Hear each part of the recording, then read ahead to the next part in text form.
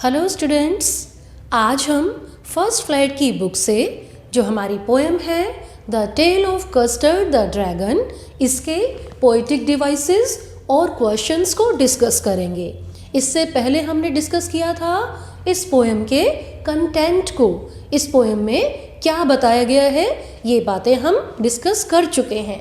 अब देखिए, क्वेश्चंस की शुरुआत से पहले मैं आपको बताना चाहती हूँ कि किसी भी पोएम को डिस्कस करते हुए दो बातें बहुत ही ज़्यादा इम्पोर्टेंट होती हैं, और वो दो बातें क्या हैं? Number 1 is what, number 2 is how. What means poet ने एक पोएम में क्या कहा है, किस विषय के बारे में कहा है, पोएम का सब्जेक्ट मैटर क्या है। जैसे कि आप हिंदी की कविता में डिस्कस करते हैं भाव पक्ष को, तो ये व्हाट जो है सब्जेक्ट मैटर को या भाव पक्ष को ही डील करता है। दूसरा है हाउ। हाउ मीन्स पोएट ने अपने जो एक्सप्रेशंस हैं, जो थॉट्स हैं, जो सब्जेक्ट मैटर है, जो दिया है सब्जेक्ट मैटर, उसको किस तरीके से प्रेजेंट किया है। यानी कि हिंदी में जैसे आप डिस्कस करते हैं काव्य पक्ष को, पोएट ने कौन से छंद अलंकार यूज़ किए हैं, कैसी भाषा यूज़ की है, तो इंग्लिश में हम उसे कहेंगे पोएटिक डिवाइसेस। तो बच्चों समझ में आ गया।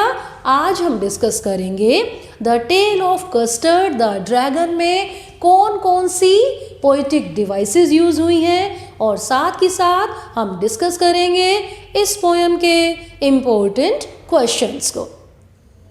तो बच्चों, पोएटिक डिवाइसेस में सबसे पहले आता है राइम स्कीम। अब ये राइम स्कीम क्या होती है?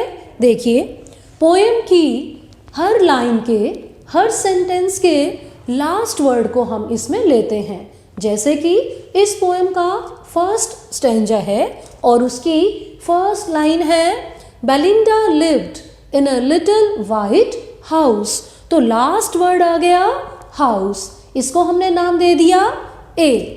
अब आगे चलते हैं। सेकेंड लाइन है with a little black kitten and a little grey mouse. अब देखिए, क्या माउस वर्ड की साउंड हाउस वर्ड की साउंड से राइम कर रही है?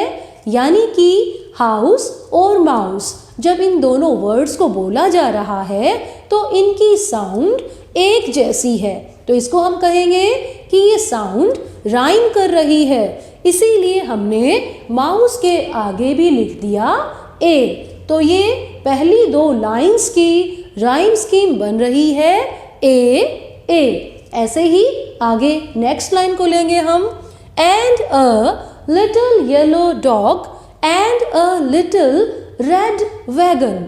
अब देखिए, वैगन साउंड हाउस और माउस से डिफरेंट है, अलग है, इसीलिए हम इसको नाम देंगे बी। अब देखिए अगली लाइन है and a रियलियो ट्रूलियो little pet dragon.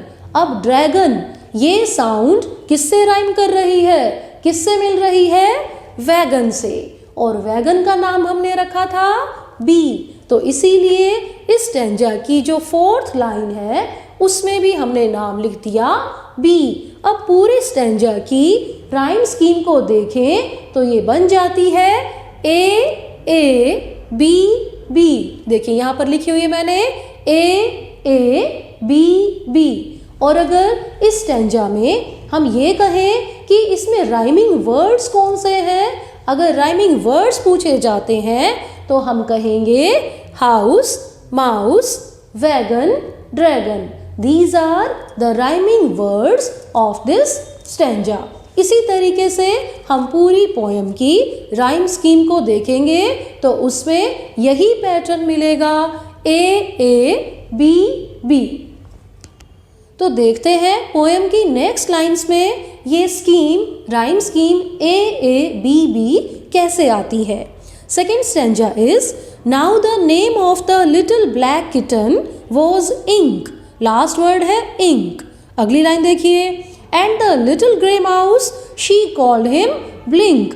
Ink और ब्लिंक ये साउंड एक जैसी हैं, राइम कर रही हैं, तो इनको हम कहेंगे ए। नेक्स्ट देखिए, and the little yellow dog was sharp as mustard.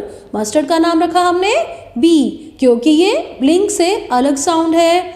Next देखिए, but the dragon was a coward and she called him custard. अब मस्टर्ड, कस्टर्ड, ये साउंड राइम कर रही है, एक जैसी है, तो ये हो गया बी बी। तो सेकंड स्टैंजा में भी राइम स्कीम आ गई है, ए बी बी। आपको और अच्छे से समझाने के लिए एक और स्टैंजा हम देखते हैं। थर्ड स्टैंजा है, custard the dragon had big sharp teeth. तो टीथ ये लास्ट वर्ड है। आगे देखिए, and spikes on top of him and scales underneath. अब देखिए, टीथ अंडरनीथ, लास्ट वाली साउंड राइम कर रही है, थ साउंड आ रही है दोनों में, तो इनका नाम हमने फिर से रख दिया ए। आगे देखिए, mouth like a fire place chimney for a knows. इस साउंड का नाम रखा हमने बी, क्योंकि ये टीथ से अलग साउंड है। फोर्थ लाइन है, and रियलियो daggers on his toes. अब फिर से देखिए, नोज टोज, ये साउंड मिल रही है, राइम कर रही है, तो थर्ड स्टैंजा में भी राइम स्कीम हो गई है, ए बी। अब आगे हम देखते हैं इस पोएम में कौन कौन सी पोएटिक डिवाइसेस को यूज किया गया है। नेक्स्ट पोएटिक डिवाइस है बच्चों, use of poetic licence. Poetic licence क्या होता है? पोएम में एक अच्छा सा इफेक्ट, राइम स्कीम को बनाए रखने के लिए पोएट ग्रामर के रूल्स को छोड़ सकते हैं। जरूरी नहीं है कि वो पोएम को कंपोज करते हुए ग्रामर के सभी रूल्स को फॉलो करें, तो इसको कहा जाता है पोएटिक लाइसेंस। जैसे कि एग्जाम्पल क्या होंगे पोएम में? फर्स्ट स्टैंजा में ही फोर्थ लाइन आई थी, रियलियो ट्रूलियो।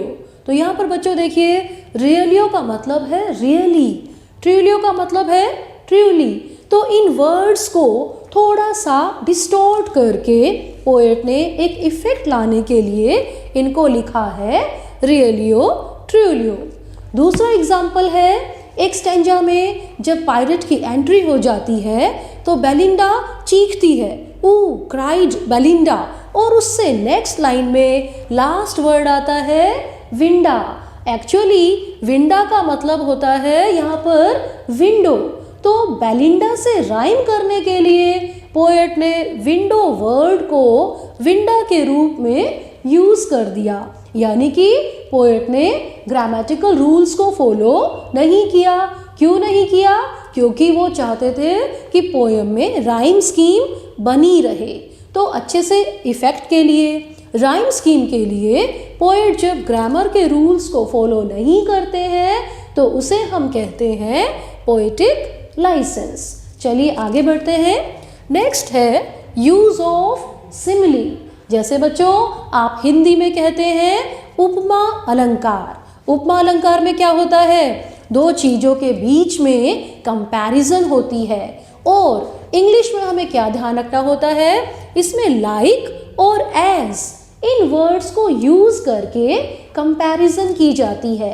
जैसे कि हिंदी में कहा जाता है चांद सा मुखड़ा, तो सा से सी इन वर्ड्स को यूज किया जाता है। इंग्लिश में आप पहचानेंगे एज और लाइक वर्ड्स यूज होंगे। तो चलिए देखते हैं इस पोएम में सिमिली को कहाँ पर यूज किया गया है। देखिए, mouth like a fire place, इसमें ड्रैगन कस्टर्ड के मुंह को आग की भट्टी से कंपेयर किया गया, और वो भी कैसे? लाइक वर्ड को यूज करके। तो हम कहेंगे यहाँ पर सिमिली को यूज किया गया है। दूसरा एग्जाम्पल देखिए, Belinda as brave as a barrel full of bears. Belinda उतनी बहादुर है जितना कि एक ड्रम जो भालुओं से भरा हुआ हो। फिर से बेलिंडा की ब्रेवरी की कंपैरिजन की गई, किसके साथ? एक बैरल के साथ जो कि फुल ऑफ बेयर्स है। और दूसरी बात, यहाँ पर कंपैरिजन की गई है एज वर्ड यूज करके। तो ये भी सिमिली का ही एग्जाम्पल है। आगे देखिए, स्नॉर्टिंग लाइक एन इंजन। जब पायरेट की एंट्री हो गई थी तो हमारा ब्रेव कस्टर्ड ड्रैगन फुंकारते हुए आया था और उसकी नाक से सांसों की आवाज हवा कैसे निकल रही थी, जैसे एक इंजन से निकलती है। और साथ के साथ देखिए बच्चों, यहाँ पर लाइक वर्ड को यूज किया गया है, तो हम कहेंगे इन तीनों ही जगहों पर सिमिली को यूज किया गया है। अब देखिए बच्चों, पोयम में और बाकी कितनी जगहों पर सिमिली को यूज किया गया है, ये आपका होमवर्क है। अब आगे देखते हैं पोयम में और कौन सी पोएटिक डिवाइस को यूज किया गया है। नेक्स्ट पोएटिक डिवाइस है बच्चों रेपिटिशन। जैसे कि आपने हिंदी में सुना हुआ है पुनरुक्ति अलंकार, यानी कि जहाँ पर वर्ड्स को रिपीट किया जाता है, और वो भी किस चीज़ के लिए, एक पोएटिक इफेक्ट के लिए। तो हमारी इस पोएम में फर्स्ट स्टैंजा में लिटिल वर्ड को बहुत ही बार रिपीट किया गया है। जैसे देखिए हम लाइंस देखते हैं। फर्स्ट स्टैंजा है, Belinda lived in a little white house with a little black kitten and a little grey mouse and a little yellow dog and a little red wagon and a really truly little pet dragon। तो बार बार little word को use किया जा रहा है, तो हम कहेंगे यहाँ पर repetition को यूज किया गया है। फिर देखिए एक लाइन आई थी, suddenly they heard a nasty sound। अब इसमें भी पोएम में एक ड्रामेटिक इफेक्ट लाने के लिए सडनली वर्ड को यूज़ किया गया है। जैसे कि एक नॉर्मल सेंस में पोएम चल रही थी कि सभी का फिजिकल डिस्क्रिप्शन दे दिया गया, सभी की बहादुरी के बारे में बता दिया गया, लेकिन जब पोएम में अचानक से एक ट्विस्टिंग पॉइंट आना था, जब एक चेंज आना था, उस ड्रामेटिक इफेक्ट के लिए सडनली वर्ड को रिपीट किया गया। अचानक उन्होंने एक अलग सी गंदी सी आवाज़ सुनी, तो यहाँ पर भी रेपिटिशन को यूज़ किया गया है। आगे देखिए, पायरेट को देखने के बाद बेलिंडा चीख पड़ी थी, शी क्राइड हेल्प हेल्प। तो ये वर्ड्स रिपीट किए गए हैं, तो ये तीनों एग्जाम्पल हो गए रेपिटिशन के। तो यहाँ पर हमारी पोएटिक डिवाइसेस की डिस्कशन खत्म होती है। अब हम डिस्कस करेंगे इस पोएम के इम्पोर्टेंट क्वेश्चंस को। First question is, where did Belinda live, which animals lived with her. Belinda कहाँ पर रहती थी और उसके साथ कौन से एनिमल्स रहते थे। Answer is, Belinda lived in a little white house. यही सेंटेंस पोएम की फर्स्ट लाइन में आया था। बेलिंडा एक छोटे से वाइट हाउस में रहती थी। शी हैड 4 पेट्स, और उसके 4 पेट्स थे। अ लिटिल ब्लैक किटन, एक छोटा सा ब्लैक कलर का बिल्ली का बच्चा। फिर है अ लिटिल ग्रे माउस, एक छोटा सा ग्रे कलर का माउस। फिर था अ लिटिल येलो डॉग, एक छोटा येलो कलर का डॉग। And a dragon. ये 4 पेट्स थे बेलिंडा के पास, और बेलिंडा एक लिटिल वाइट हाउस में रहती थी। So this is the answer of the first question. Now let's move forward. Second question is, what were the pet names of Belinda's animals. Belinda के जो pet animals थे, 4 pet animals, उनके क्या क्या names थे। And here is the answer, Belinda had 4 pets. Belinda के 4 pets थे। कौन कौन से थे वो भी बता दीजिए, और साथ ही साथ उनके नेम्स हमें बताने हैं। So first one is Ink. Ink कौन था बच्चों? A little black kitten. Blink किसका नाम था? A little grey mouse. Mouse का, चूहे का नाम था ब्लिंक। बिल्ली के बच्चे का नाम था इंक। और मस्टर्ड किसका नाम था? A little yellow dog. Dog का नाम था मस्टर्ड। और फोर्थ पेट जिसका नाम था कस्टर्ड, वो कौन था? A little dragon. तो ये इस पोएम के बेसिक इम्पोर्टेंट क्वेश्चंस हैं कि बेलिंडा कौन थी, उसके पास कितने पेट्स थे, और उन सभी पेट्स के क्या क्या नेम्स थे। अब हम आगे बढ़ते हैं थर्ड क्वेश्चन की तरफ। Next question is, why did Custard cry for a nice safe cage. Custard हमेशा एक सुरक्षित पिंजरे के लिए चीखता रहता था, उसके लिए रिक्वेस्ट करता रहता था। तो वो ऐसा क्यों करता था? Answer is Belinda teased custard in a cruel manner. Belinda हमेशा कस्टर्ड को तंग करती रहती थी, उसे गुदगुदी करती रहती थी, और वो भी कैसे? इन अ क्रूअल मैनर, बहुत ही क्रूर तरीके से। और बाकी जो पेट्स थे, Ink, Blink and Mustard, Ink, Blink, Mustard, वो क्या करते थे? लाफ्ड एट हिम, वो तीनों रेड वैगन में बैठकर कस्टर्ड का मजाक उड़ाते थे। So Custard wanted to live alone, इसीलिए कस्टर्ड अकेले रहना चाहता था। He always cried for a nice safe cage, वो हमेशा एक सुरक्षित पिंजरे के लिए डिमांड करता रहता था, रिक्वेस्ट करता रहता था। So this is the answer of the third question. And now comes the fourth question. How does the poet describe the dragon? Poet dragon के बारे में क्या बताते हैं? उसका फिजिकल डिस्क्रिप्शन क्या था? Answer is custard had big sharp teeth.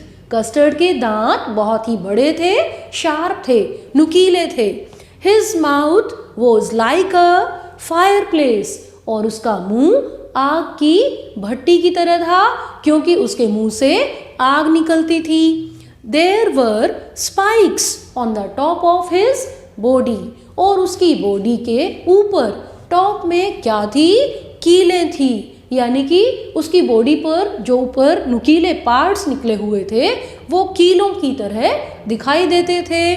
But still he was a coward, इतना एक भयानक फिजिकल डिस्क्रिप्शन होने के बाद भी उसे एक डरपोक ही माना जाता था।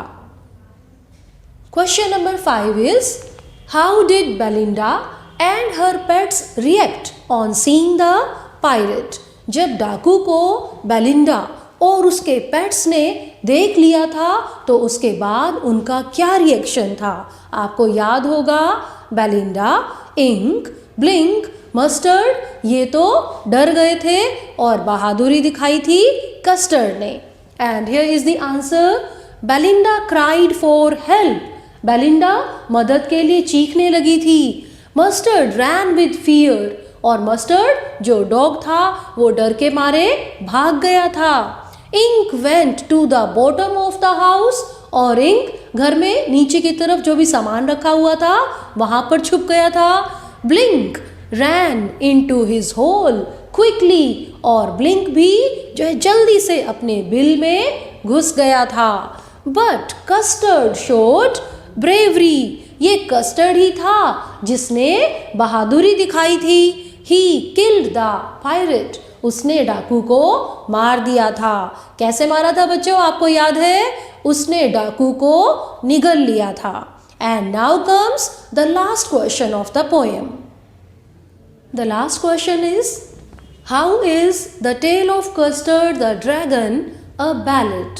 पोएम की बिगिनिंग में मैंने आपको बताया था कि इस पोएम को हम एक बैलेड कह सकते हैं। तो क्वेश्चन यही है कि आप कैसे कह सकते हैं कि ये पोएम एक बैलेड है? And here is the answer, a ballad narrates a story in the form of a song और ए पोएम।